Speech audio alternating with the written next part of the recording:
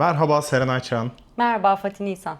Nasılsın? İyiyim, sen nasılsın? Ben de iyiyim. Arkadaşlar geçtiğimiz hafta Demon Slayer Sonsuzluk Kalesi filminin ön gösterimine gitmiştik ve sıcağı sıcağına vlog videomuzu sizlerle paylaşmıştık. Bugün Demon Slayer'ın geçmiş sezonlarından Sonsuzluk Kalesi'ne kadar tamamını genel olarak inceleyeceğiz. Bu animenin sevdiğimiz özellikleri ve bir takım eleştirilerimizi sizlerle paylaşacağız. Bu videoda %100 spoiler var. Fakat Sonsuzluk Kalesi ile ilgili spoiler vereceğimiz yerde sizi uyarıyor olacağız. Ve spoiler'ın bittiği noktayı sizi yönlendireceğiz. O yüzden gönül rahatlığıyla izleyebilirsiniz eğer henüz filmi izlemediyseniz. Dilersen ben önce anime ile ilgili kısa bir takım bilgiler vereyim. Ondan sonra fikirlerimizi konuşalım. Tamam. Demon Slayer 2019 yılında yayınlanmaya başladı. Bugüne kadar Mugen Train dahil olmak üzere 63 bölüm olarak yayınlandı. Şimdi Infinity Castle yaklaşık 155 dakika Sonsuzluk Kalesi filmi. Onda bir 7-8 bölüm diyecek olursak bugüne kadar yayınlanmış 70 bölüm var diyebiliriz. Mugen Train 2020 sonunda 2021'de vizyona girdi ve toplamda 500 milyon dolar hasılat yaptı. Bu Japonya için en çok izlenen anime filmi olma özelliğini kazanmasını sağladı. İkinci sırada hangisi var? Tabii ki Miyazaki'nin Spirited Away. Ruhların kaçışı. Ruhların Kaçışı. Bir de 2019'da tam o pandemi dönemi ya. Aslında Evet. sinemalar falan bomboş.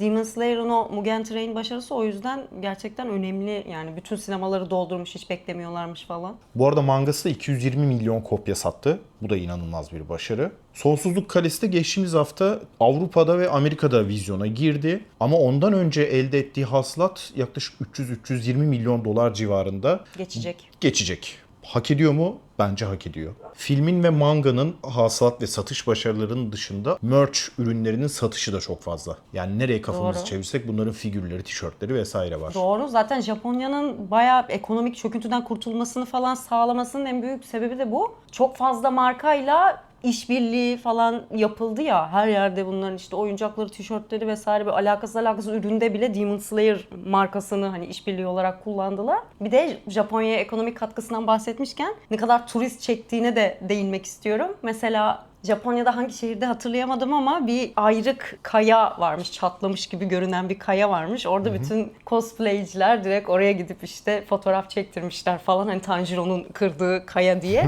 Bir de gene yerini hatırlamıyorum ama o Kamado Shrine, Kamado tapınağı bulmuşlar. Sırf hani Tanjiro'nun soyadı Kamado diye o Kamado tapınağına da çok fazla Demon Slayer'cı gidiyor. Çok alakasız bir yer aslında. Tam bir fenomen. Bu arada arkadaşlar videomuzu beğenmeyi ve hype'lamayı unutmayın. Seriyi konuşmaya başlayalım istersen. Başlayalım. Ben yapabilir miyim girişi? Tabii ki, Şöyle lütfen. bir bilgi vererek girmek istiyorum. Demon Slayer'ı izlemeye başladığımda ben büyük bir sıkıntı çektim. Şöyle, karakterlerle bağlanamıyorum, hikaye çok ilgimi çekmiyor. Hani bir merak unsuru arıyorum ya da öyle bir yakalayıcı bir şey arıyorum. Onu da bulamıyorum. 20 bölüm izledikten sonra hatırlarsın belki Fatih Nisan'ı arayıp dedim ki ben yapamayacağım. Yani bir beklentim vardı ve çok boş bir şey izliyorum gibi bir yorumda bulunmuştum. Ben de bu arada sürekli ya izle bak izle devamlı bir şeyler olacak diye motive Evet. ediyordum. Ama 21. bölüme kadar ilk sezonun ilk 20 bölümünde düşündüğüm şey 21. bölüm sayesinde tamamen yok oldu. 21. bölümde Rui hani örümcek ailesine sahip Demon vardı. İlk defa orada bana dokundu bu iblislerin nasıl oluştuğu, işte iblisler de aslında hani insanmış ve biraz empati. Ben empati yapmam gerekiyor ya benim animede. Ben illa hissedeceğim. Duygu insanı. Çok somut bayağıdır demiyorum. İlk defa o Rui'nin hikayesini gördüğümde dedim dedim bu iblislerin üstüne, iblis olmanın üstüne bana bir şeyler düşündürtecek. Dedim. Bu anime tamam düşündürtecek. Sonradan çok öyle oldu mu onu hikaye kısmında konuşuruz. Ama orada güzel bir hikaye bu demiştim. Peki ilk başta Tanjiro ile Nezuko'nun hikayesi seni etkilemiş miydi? Yani o motivasyonu duygusal olarak sana hitap etmiş miydi? Nezuko'nun varlığı birazcık tabii ki dokunmuştu. O iblis oluyor. Tanjiro'nun onu korumak istemesi, Gyuno'nun ilk gelip Nezuko'nun Tanjiro'yu kurtardığı yerde mesela birazcık. Ama bağlanamadım. Bilmiyorum. Belki çok hızlı olduğu içindir. Çok büyük bir yer ifade etmiyordu benim için. İblisler daha çok yer ifade etmeye başladı o 21. bölümden. Dedim, bunlar asıl sorunlu bunlar mı acaba? İşte sen bir Naruto insanısın. İnsan yiyor, sırf insan yiyor diye kötü mü? Hani aç mı olsun? Ki o çocuk, o Ryu sağlığı yerinde değildi. O yüzden Muzan onu iyileşsin diye hani artık ölecek, ölmesin diye iblise çevirmişti ya. Ne yapalım? Hani bir sürü öyle hasta insan var. Belki iblisleri de mi ayrı bir ırk olarak kabul etmek lazım falan diye. Kabul edelim anlamında değil ama ben bunun üstüne düşünürüm dedim. Hani olay düşünme ya. Hani Evet, evet. orada onu demiştim. Anlıyorum. O yüzden izlemeye devam ettim. Biraz önce de söyleyeyim, sen bir Naruto insanısın. Naruto'nun en büyük özelliklerinden birisi villainların backstory'leriyle birlikte onlarla empati sağlamamız ve hani iyi nedir, kötü nedir bunu sorgulatma özelliğidir. Bu sayede beni de yakaladı, seni de yakaladı bu arada. Ya yakaladı ama aynı şekilde devam etmedi. Şimdi çoğu insanı neden yakaladı? O görsel muhteşem olduğu için ya hani dövüşler Evet, falan. animasyon kalitesi. Onda da ben dövüşün temelini hani göremediğim için, hani sadece o hareketleri gördüğüm için animasyondan da maalesef beni yakalamamıştı ama animasyonun güzel olduğu gerçeğini değiştirmiyor bu. Yani izlediğim şey güzel miydi? Güzeldi. En zaten kuvvetli ve güzel yönleri bunun birincisi animasyon kalitesi. Ufotable tam imza bir iş yapmış. Hatta şöyle bir iddiada bulunayım. Ufotable olmasaydı bu animenin yapım stüdyosu ben bu kadar başarılı olabileceğini düşünmüyorum. Artı müzikleri. Müzikleri. Yani müzikler opening. 強くなれる理由を知った僕を連れて進め Zaten Evet. Liza Gurenge'ydi. İşte öyle okunuyordu. Adı değil mi? öyle de. Yani dünyanın en başarılı, en çok dinlenen anime openinglerinden bir tanesi oldu. Tematik müziklerde de bence kayıtlar harika, aranjeler harika. Animenin içerisinde gerçekten de o akışkanlığı sağlıyor. Sabretmeni, seni izlemeye teşvik etmeyi sağlıyor. Tanjiro'nun iç konuşmaları ne zaman izlememi engellese de evet müzik gelince tekrar bir bağlanıyordum evet. Ya evet, çok konuşuyordu hiç ya. Çok konuşuyor. Bir de Bir çok de boş yapıyordu ama ya. evet.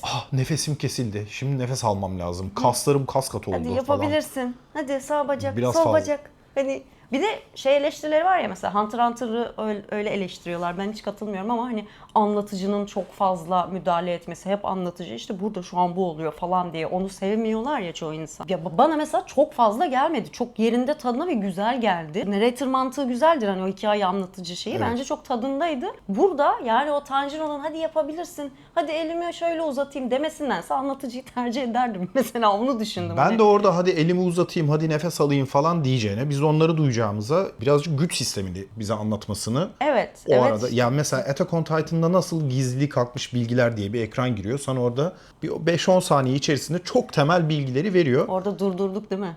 Hepimiz. Hepimiz durduk. Sizler de durdurmuşsunuz. O Yani. Böyle duvarın durup altına ne bir şey yazıyor orada? kazan adam var diye onun hikayesini durdurup okudum yani 5 dakika. Bir diğer güzel özelliği de dönemi çok güzel yansıtmış olması. Japonya'da Taisho dönemiydi yanlış hatırlamıyorsam. 1900'lerin ilk çeyreği. Bizim tam böyle Kurtuluş Savaşı, Cumhuriyet'in kurulduğu yıllar. Ve Japonya'nın geleneksel mimarisi, geleneksel kıyafetleri ve aksesuarlarıyla tam o modernleşmeye geçme döneminde şehirlerdeki mimari, trenin hayatımıza girmesi zaten Mugen Train diye bir ark var. Buraları çok güzel yansıtmış. Entertainment yani eğlence bölgesi. Direkt Japon kültürü, Herhalde. o geishaların seviyelerinin olması falan bayağı Japon kültürünün temelindeki bir şeydi o da. Ve o Doğru. dönem özellikle o dönemi çok güzel yansıtıyor. Bu da Evet. çok başarılı. Hikayede zaten Japon mitolojisinden de birçok şey kullanılmış. Sadece mesela şeyi okumuştum. Ne kadar doğru bilmiyorum ama herkesin kargası var. Zenitsu'nun bir tane güvercini var ya. O da işte Japon mitolojisindeki bir tane güvercin hikayesi varmış. İşte çok gözü tok ve mütevazi bir adam. Bir güvercinle işte arkadaş oluyor. Karısı onu kıskanıyor. Hikaye çok uzun. Anlatmama gerek yok da yani Zenitsu da erdemli ve mütevazi biri olduğu için onun güvercini var gibi bir açıklama vardı. Zenitsu demişken ve ben de Mugen Train demişken birazcık arklardan, karakterlerden, dövüşlerden bahsedelim. Bahsedelim. Şimdi Zenitsu'ya katlanamamamı ayrı bırakıyorum, bir kenara bırakıyorum. Çok bağırıyor. Çok bağırıyor. Ya Mugen Train'de zaten en büyük konuşulacak şey herhalde Rengoku. Ki Rengoku'nun da çok çabuk gitti bence. Çok izleyemedik diye düşünüyorum yani. Evet. Ama o Biraz- kadar kısa bir zamanda ne kadar yüreğimizde yer edindi ya. Ben de edinmedi işte ya. Aa. Ben herhalde Naruto o kadar Narutocu bir insan ki böyle bir Sen de sindirmem gerekiyor. Jiraiya'nın ölümü gibi bir şey mi bekliyorsun Hızlı yani? olmuyor yani. Evet birkaç Ama bölüm bu daha böyle- az bölüm yani. Naruto 700 bölüm yani. Ama ölümü etkilemedi falan demiyorum. Ölümü ya oturarak ölmesi bile etkiledi beni. Oturarak son nefesini verdi ya orada bile ben böyle bir ölümü ilikledim falan. Ya Çok yüzünde bir gülümsemeyle Evet. yeni nesillere bir takım öğretilerini aktararak Evet. ve onların önünü açarak ölmüş olması ve tabii ki o savaşta Akaza ile ilk defa tanışıyor olmamız. Ha evet Akaza evet. Ya bak eleştireceğim şimdi. Eleştirme. Burada spoiler yok arkadaşlar. Son filmde Akaza'nın backstory'sini gördük ve çok sevdik onu, değil mi? Evet, ben sevdim. Ben de sevdim. Herkes sevdi. Bütün dünya şu anda Herkes Akaza'yı konuşuyor. Üzüldü hatta. Öyle Akaza'ya. söyleyeyim yani, evet. Ya biz bu adamı ilk gördüğümüzde yıllar öncesine denk geliyor. Bu gerçekten de 5 yıl önce ilk defa gördük biz bunu. O günden bugüne biz bu adamla ilgili ne doğru düzgün bir haber alıyoruz. Bir iki yerde gözüktü. Okey, ama yani bu kadar güzel bir karakteri, Akaza'yı, aslında genel olarak villainları tanıyamıyoruz. Eleştirilerimizi söyleyeceğimiz yere gelirsek bunda Evet, ben evet. detaylı Ya ben anlamak tutamadım istiyorum. kendimi. Bunu birazcık belirtmek durumunda kaldım. Ama Rengoku'yu tanımış olduk.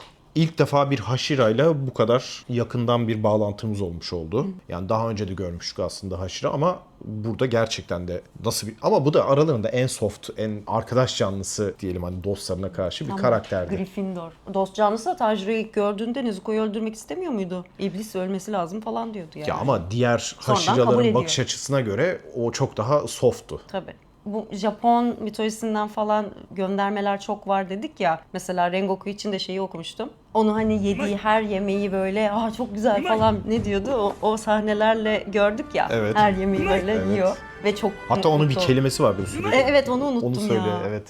Orada mesela hani bana garip gelmişti yani, ne alaka, hani koskoca Hashira'sın yani. Çok güzel falan her lokmada. Meğer hani samuraylarda öyle bir öğreti varmış. Hani yediğin her lokma son lokman olabilir. Hani aslında ölürken yaptığı konuşmayla da çok bağlantılı. Hani hayatı yaşama, değerlendirme, hani devam edin. Ya güzelliği anlattığı orada, böyle mesajlı öldü ya az önce Evet. dediğimiz gibi. Orada her lokmasından inanılmaz derecede keyif almaya çalışıyor. Çok iyi değerlendiriyor. Hani o küçücük şeyi bile sanki son olabilirmişçesine tadını çıkararak yapıyor gibi bir gönderme varmış orada da. Güzel.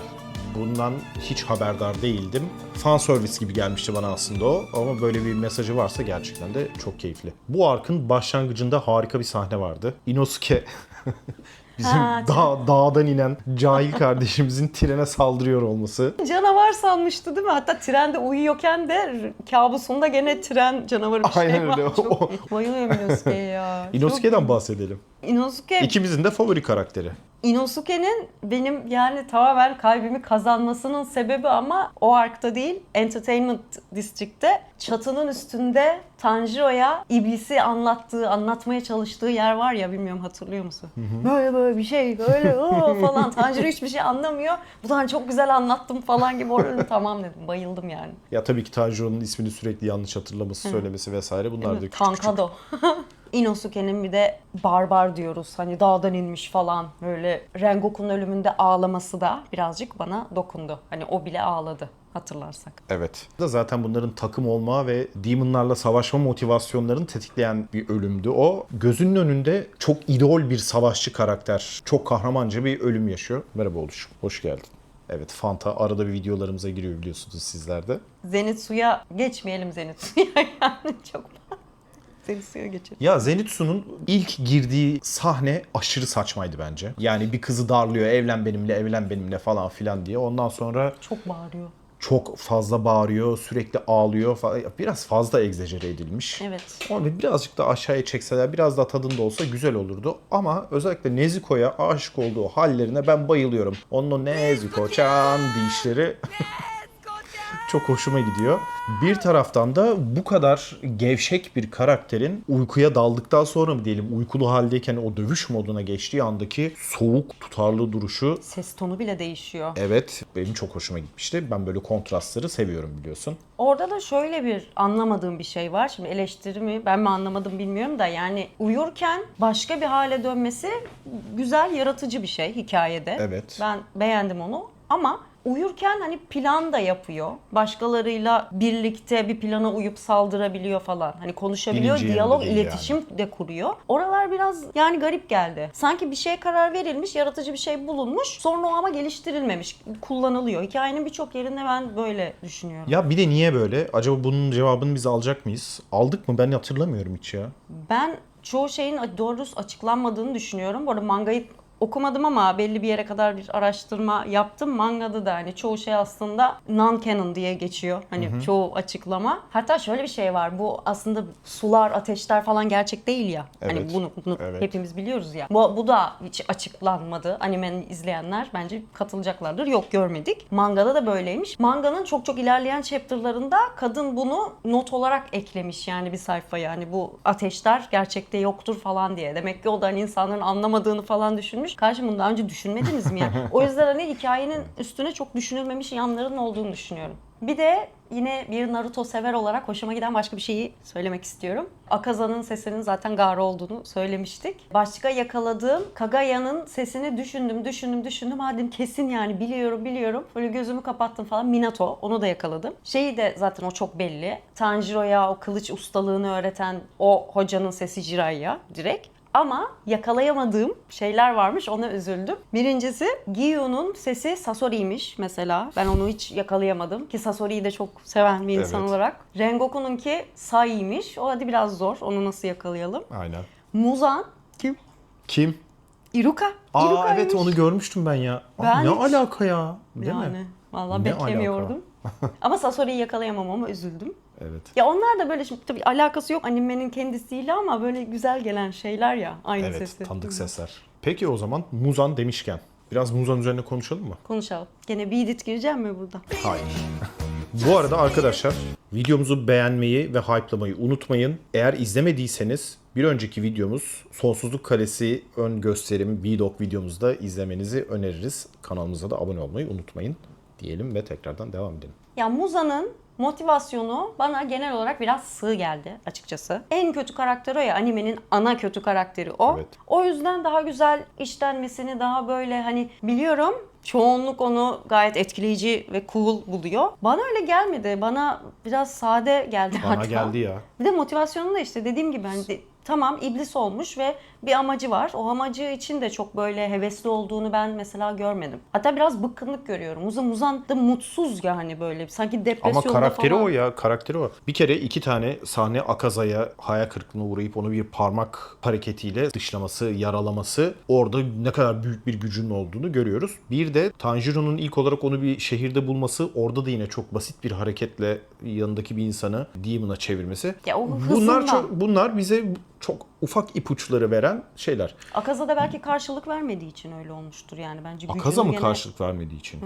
Akaza nasıl karşılık verse? Adam sadece şöyle yapıyor ve Saygıdan bitiyor. karşılık vermiyor. Ya şimdi bunun zaten kendi arka planına baktığımız zaman dünyadaki ilk iblis ve baktığımız zaman yine bir hastalık var. Bu hastalıktan kurtulmak istiyor. Kurtulmak isterken bir doktor buna ilaçlar veriyor. Adam aslında sonsuz yaşam amacına ulaşıyor fakat bu lanet yüzünden geceleri dışarıya çıkamıyor. Yani tabii ki bunun depresyonda olması ve 1000 yıl boyunca bu sorunu çözmek için uğraşması, bıkkın olması bana normal geliyor. Ama sana katıldığım şöyle bir nokta var. Çok az gördük ya. Burada sana hem haklı buluyorum hem de haksız buluyorum.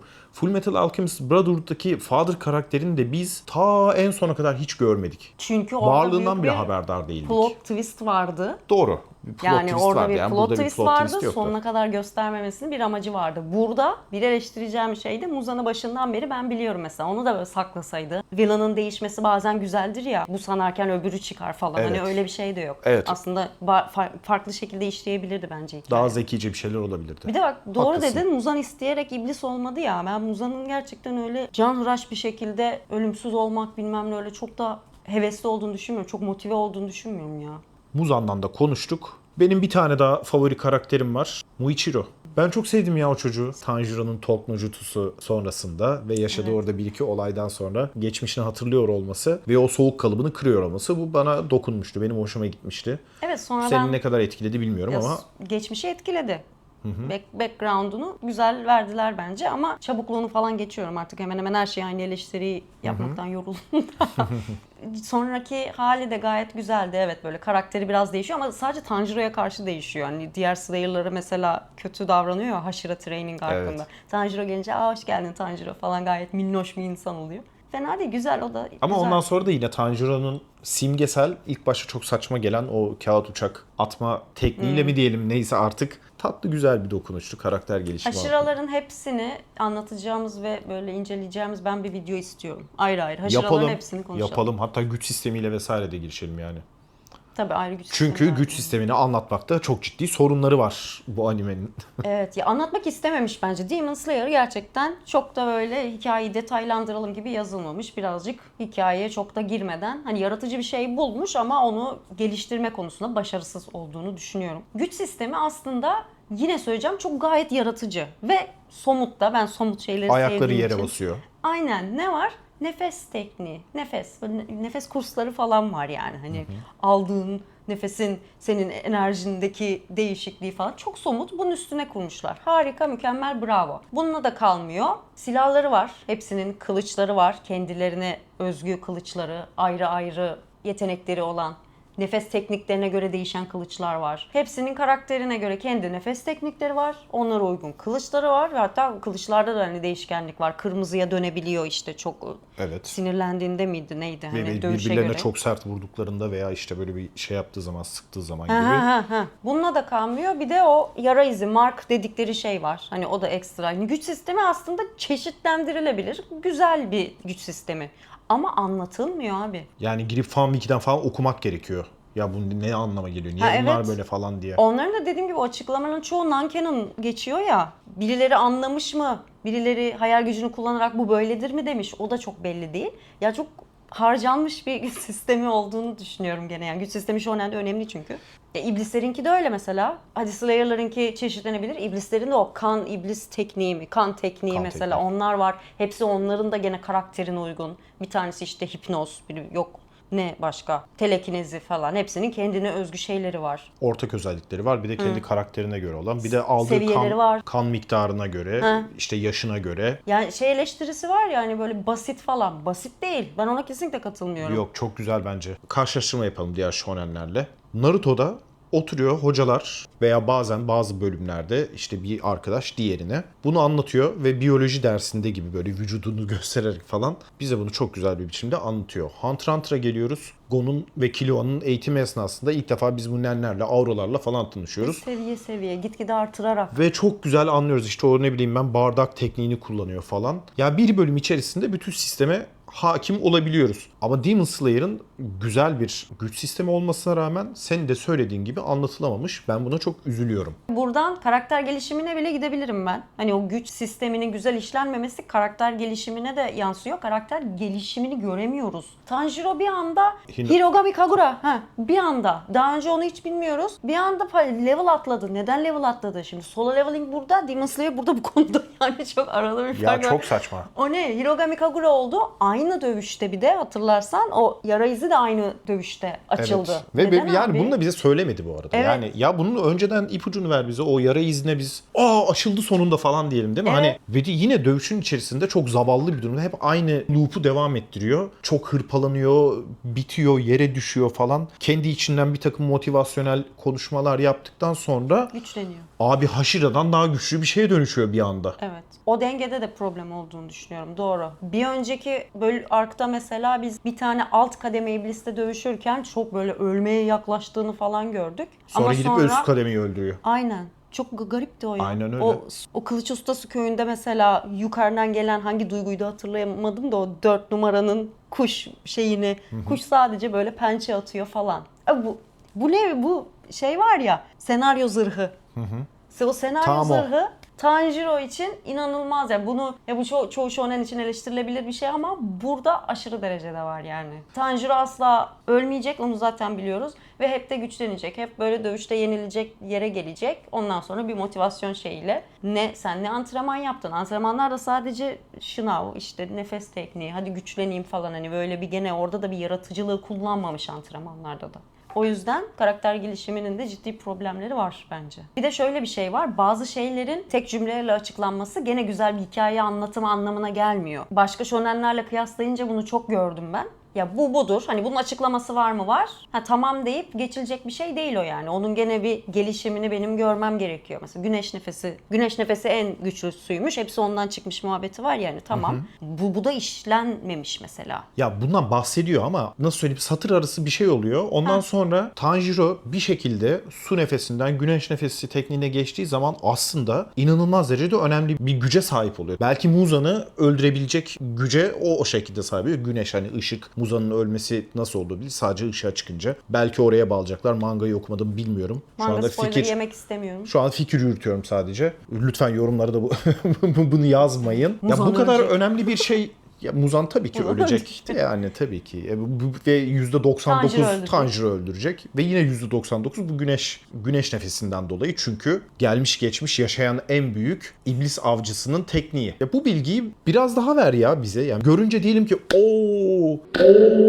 güneş tekniğini çalıştırdı. Kesinlikle. Olacak bu iş falan diyelim yani abi. Kesinlikle. Bir şeyin açıklanıyor olması hani güzel hikaye anlatımı demek değil yani. Ben diğer iblis keserlerin bu kadar güçsüz olmasına da birazcık taktım. Yani bu ana karakterlerimiz dışında diğerleri çok şey yapamıyorlar ya, çok başaramıyorlar yani. 100 senedir hiçbir üst seviye iblis öldürülememiş falan.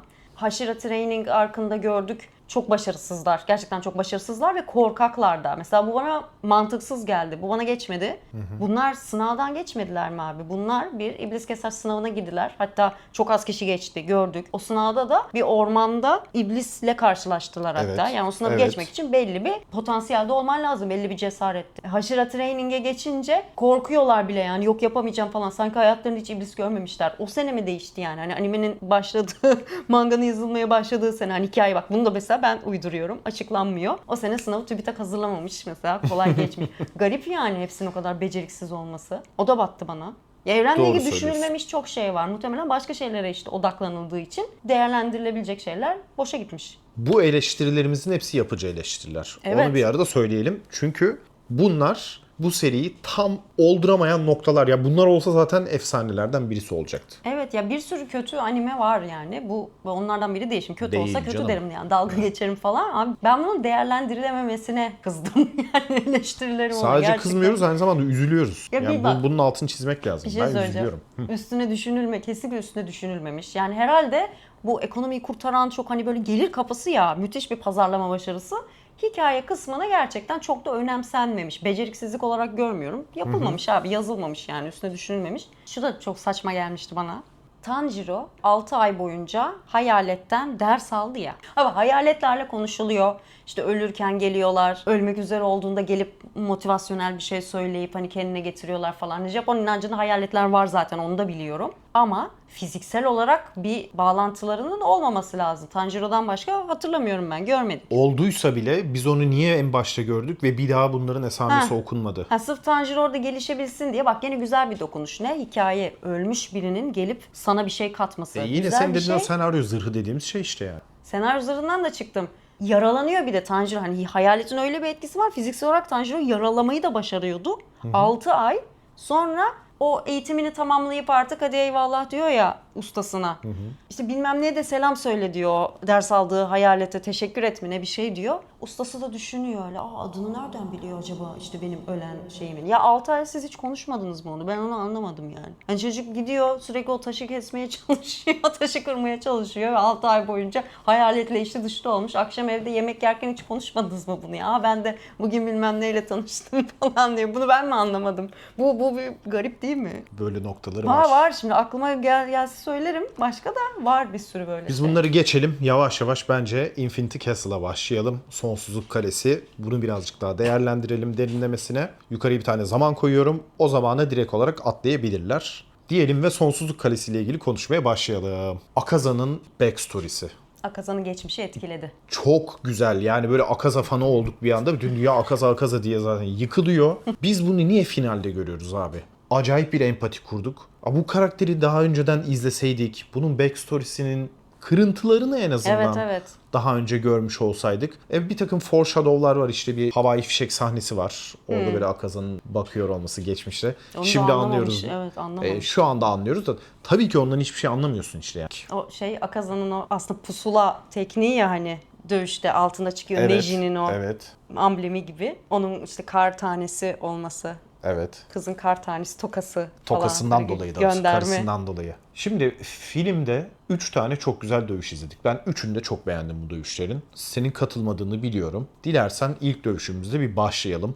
Doma ve Shinobu'nun dövüşü. 1. Doma da mükemmel bir karakter. Doma çok iyiydi. Mükemmel bir villain. Abi biz bunları niye görmedik ya? Niye bunları finale sakladınız siz? Üzüldüm. Bir sonraki filmde mesela ya da ondan sonraki filmde hani Muzan'ı değil ben Doma'yı bir daha izlemek istiyorum mesela. Zaten muhtemelen bir sonraki filmde Doma'nın bir dövüşünü Evet. ve onun ölümünü muhtemelen görüyor olacağız. Evet. Ya sesi de çok güzel. Ya ben Tepkileri biliyorsun. batmıyor. Background'u da verdiler tamam. Geçmişini de gördük okey. Hani Evet. güzel yani. Evet. Daha fazla izlemek istiyorum ben onu. Benim böyle bu Hisoka gibi, Mahito gibi adamları sevdiğimi biliyorsun. Bu da tam olarak bu animenin içerisinde ona benzer bunu bir ben de karakter. sevdim, güzeldi. O psikopatlığı, işte gülmeleri, keyif alıyor olması, umursamazlığı harikaydı.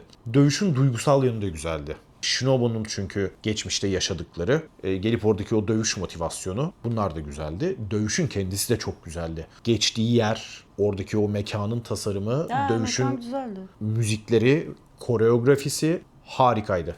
Doğru. Eleştirecek hiçbir şey bulamıyorum ben burada. Shinobu'nun geçmişten çok etkilenmedim ama güzeldi. Shinobu'nun gücü de güzeldi orada. O ne? 40 ayak zigzag bir şeyi vardı hatırlamıyorum. O güzeldi yani. Shinobu'nun şimdi geçmişine baktığımız zaman o böyle suratında sürekli gülümseyen bir maskeyle aslında geziyor ama içi kan ağlıyor. Bunların böyle açığa çıkmış olması ve hazin bir şekilde sonuçlanmış olması. Yok ben ya bir kere bak gösterildi ya o da. Shinobu'yu da o sinirli halini daha önce görmedik. Hani o bazen patlamalar yaşasaydı falan belki daha keyif verirdi izlemek ama hep aynı yerde bitiyor ya benim eleştirilerim.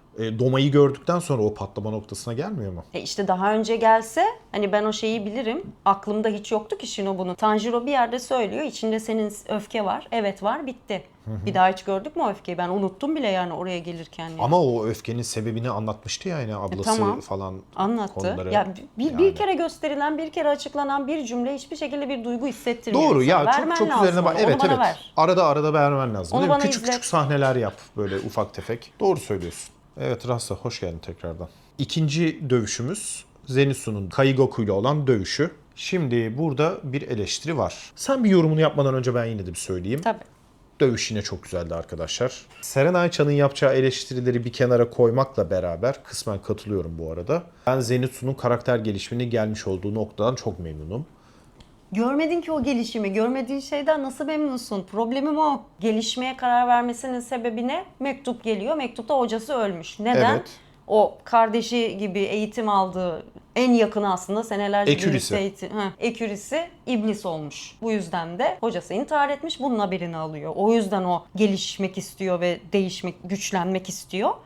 Ben de bunları görmüyorum. Sonra filmde o dövüşte sırf birinci formu yapan adam yedinciyi mi yapıyordu? Bir form Evet. daha yapıyor ve çok Evet. güzel yapıyor. Yani ben görmedim ya onu. Ben yani bana verildi. Bir şey ifade etmiyor ve Allah aşkına madem bu adamın bir rakibi var, bir rival'ı var. Ya Naruto 700 bölüm çekti bunun üstüne ya. Madem bir rakibi var sen bunu niye hikaye vermiyorsun? Ben bunu niye öğrenmedim? Ben mektuptan bile öğrenmedim. Mektup geldi, Hashira Training Arc'ı bitti. Bir şey oldu, bilmiyorum.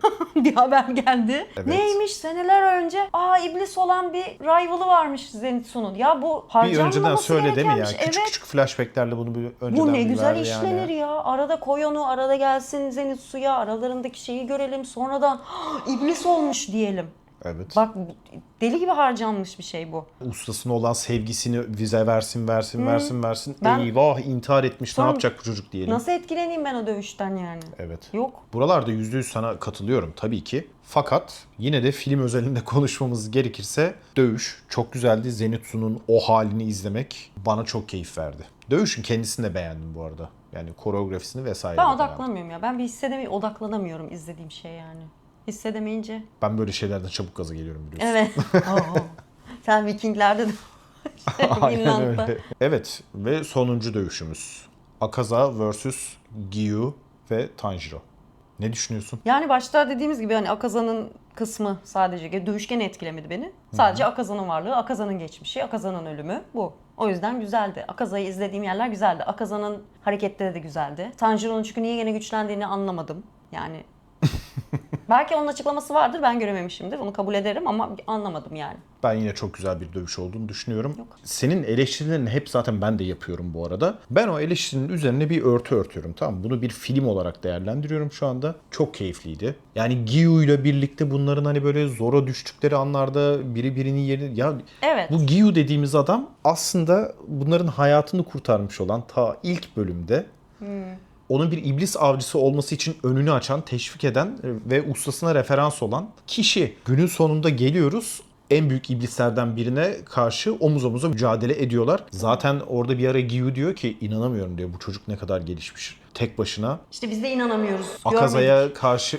durabilir. Hayır gördük ya, Hashira Training Arc boşuna mı yapıldı ya? Orada kaç tane trainingden geçti yani, tabii bir gelişmiş olsun yani arkadaş. O Ya kadar da değil trainingler de yani. sürekli kaya itiyor. Sürekli kaya itiyor bir şey. Ya Yani onların her biri başka bir şey açıyor işte. Başka bir noktaya geliyor. nefes Ya tekniği. Senin ana güç ama şeyin sen nefes tekniği. Tanjiro'nun diğer adaylara göre nasıl ileride olduğunu görmedin mi yani? O da Adam saçma belli abi. zaten o da yani. işte o da senaryo Ama o da yüzünden. onun işte aileden gelen bir şey var. Güçleri uyanıyor yani sonuçta. Binlerce yıl öncesinden gelen, Yoruichi'nin öğretilerini almış, devam ettirmiş bir aileden geliyor. Ben bunu nereden anladım? Bak demek ki ben görmemişim. Yoruichi ile Tanjiro'nun atalarından bir tanesi, büyük büyük dedesi mi artık neyse, böyle yan yana oturuyorlardı. Ha bu kimin anaları muhabbeti mi? Hatırlamıyorum. Ya orada şey diyordu işte, biz diyor senin öğretilerini ve senin değerlerini nesilden nesile aktaracağız. O da diyordu ki ya ne gerek var, benden hiçbir cacık olmaz falan diyordu. Aslında o öğretiler o şekilde devam ediyor. Ya işte bu yine arkadaşlar Bunu bile hikaye anlatımının ne kadar zayıf olduğunun bir göstergesi. Yani bak bu kadar önemli bir Tanjiro'nun geçmişi, o aile mirası vesaire, bununla ilgili neydi ya, bu nereden gelmişti falan filan. Abi animenin en önemli şeyleri bunlar ya. Bunları bizim hatırlamamız lazım. Anlatmamışlar işte yani.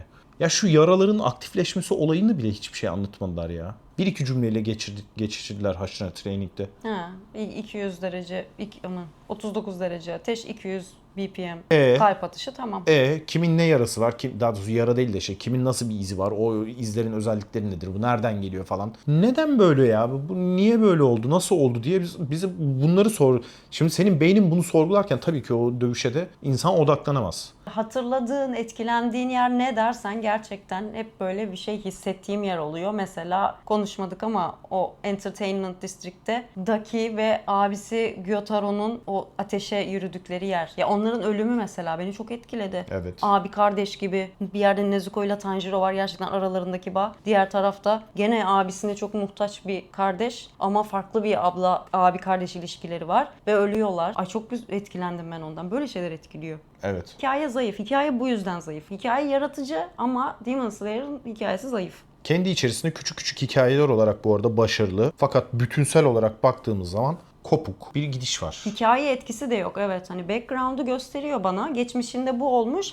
Tamam, ondan sonra biri empati yapsın. Ondan sonra biri bir kararını değiştirsin. Hikayede bir şeyi değiştirsin Yok. o geçmiş. Yok. Zaten ölüyorlar. İzleyiciye bile o fırsatı vermiyor ki. Evet. Yani adam ölüyor. Zaten ben onun ölmesini çok istiyorum, tamam mı? Yani çünkü korkunç bir iblis. Adam ölüyor. Onun ölümünün keyfini çıkartacağım zaman backstory'sine dönüyor. Üzülüyorsun. O anda üzüntü bitiyor ve yeni arka geçiyoruz. Yani niye üzüldüm ben? Keşke ölmeden önce bana onu izletseydin de onun ölümü çok daha dramatik. Ya yapma ulan, öldürmese mi acaba? Acaba konuşur mu? Bir kurtulma umudu olur mu? Değil mi? Bunları bize yaşatsın. O heyecanı yaşatsın. Gerçekten. Bunlar olmuyor maalesef. Bir sonraki filmi merak ediyor musun? Hadi bakalım. Ediyorum. Inosuke'yi izlemek istiyorum. Onun dışında canım, yani şu genel olarak filmi bir Ha, izlemediğin şeylerden dolayı değil. İzlediklerinden dolayı hani seni meraka cezbeden bir şeyler var mı? Yok. Merak etmiş. Problem o zaten. Hikaye anlatımı yüzünden ben merak etmiyorum. Öyle bir problem var. Ama izlemek istiyor muyum? İstiyorum. Merak ediyor muyum? Etmiyorum. Ben merak ediyorum tabii ki. Doma'yı çok merak ediyorum. Onun yapacağı dövüş, kimler onunla dövüşecek, kimler onu öldürecek. Okumadım, izlemedim ama ölecek. Bu böyle bir anime çünkü. Ay Inosuke'yi dövüşsün ya.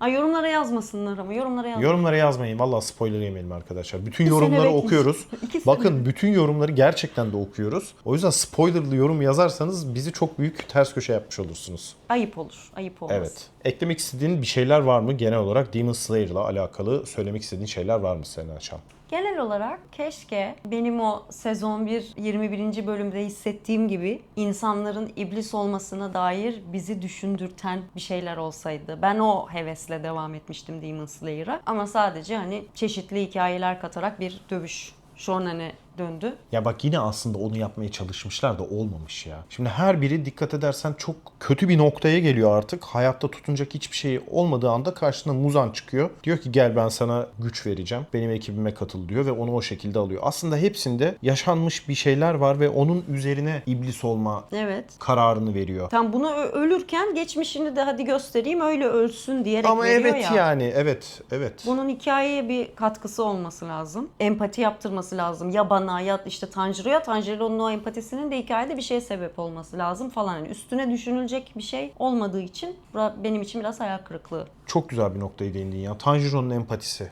Ne işe yarıyor bu empati? Yani bu empatiyi kurduktan sonra öldürmüyor mu? Ağlayarak öldürüyor. Sadece öldürdükten sonra üzülmesi midir yani bu empatinin sonuçları veya hikayeye kattığı şey? Evet. Bak ana karakterin karakter özelliğinin hikayeye bir katkısı yok. Yani şimdi yine aynı referansı vereceğiz de Naruto'nun empatisi çok şey değiştiriyor. Dalga geçtiğimiz Toknojutsu dediğimiz şey birçok villain'ı bambaşka noktalara getiriyor. Ama Tanjiro da değiştirdi ama. İzleyici olarak da biz... Ya hangi Muichiro'yu. villain'ı değiştirdi ya? Muichiro'yu değiştirdi. Ama villain değil ki o. Villain'ı değiştirmedi. Hangi villain'ı değiştirdi düşünüyorum.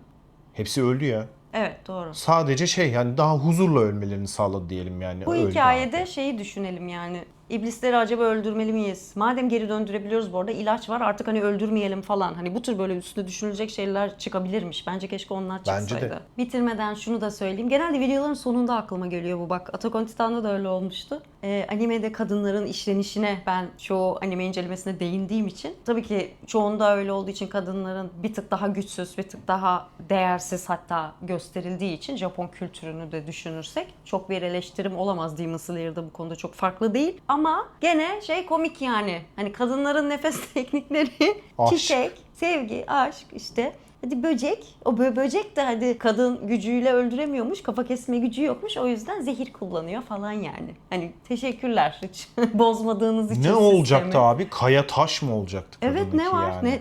Ne var? Başka shonenlerde var gene güçlü kadınlar yani. Çok az ya. Burada hiç zahmet etmemişler. Ya şimdi şöyle bir şey var ya Japon kültürü ay, falan onlara çiçek, okey de. kelebek falan hep Ama- böyle şeyler Ya yani. öyle değil. Serenay Chan sonuçta bu dövüş ve kavgadan bahsediyoruz. İnsan evriminde de genelde bu dövüşen hatta hayvanlarda da öyle. Yani dövüşen, koruyan böyle kas yapısı falan öküzlüğü ön planda olan cinsiyet erkek olduğu için bence burada da böyle bir şey. Ben bu eleştiriye Ya çok sokak fazla şey çetesinden yapamıyorum yani. bahsetmiyoruz. Burada bir organizasyon yani bir eğitimleri var, bir felsefesi olan bir iblis keserlik mertebesinden bahsediyoruz ve haşira yani haşira olmuş kadın. Ya evet Yani daha böyle pembiş çocuk. böyle çok çiçek böcek evet biraz daha bir şeyler olabilirdi yani. Aşk haşirasının verdiği eğitimde mesela esneklikten bahsediyor değil mi? Böyle balerin kıyafetleri mesela. giydiriyorlar. Ya şimdi balerin kıyafetleri giydirme abi orada. Tamam mı? Ona öyle pembiş de yapma. O esnekliği, elastikiyeti gerçekten de bir güç olarak ver. İşte senin dediğin eleştiriden kurtulmuş Evet. olursun. Ya bu bir eleştiri değil. Hani kültür gereği böyle oluyor. Çoğunda da öyle oluyor. Sadece ekstradan dillendirmek istedim. Bu yüzden bunu yapmayan animeler çok değerli benim için yani. Diyelim ve burada bitirelim. Arkadaşlar videomuzu beğenmeyi ve hype'lamayı unutmayın. Konuştuğumuz konularla ilgili spoiler vermeden fikirlerinizi yorum olarak lütfen aşağıya yorum olarak ekleyin. Eğer anime seviyorsanız, anime seven arkadaşlarınız varsa kanalımızı onlarla paylaşabilirsiniz. Bir sonraki videomuzda görüşmek üzere. Kendinize iyi bakın.